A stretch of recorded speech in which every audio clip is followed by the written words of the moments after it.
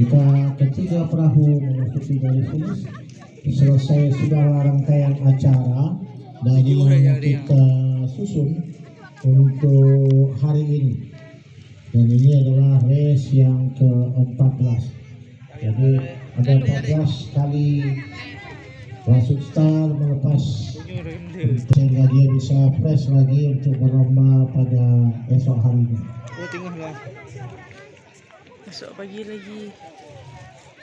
Sekali lagi kepada tim manajer Rowing yang pada hari ini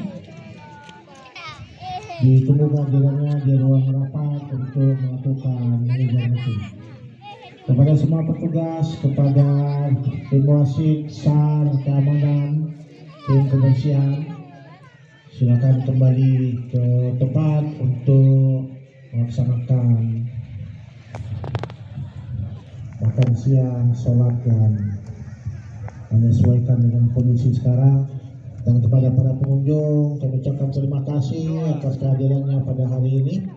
Kita akan melaksanakan perlombaan lagi pada esok hari pukul 8.30 yang diselesaikan sampai pukul 1 siang.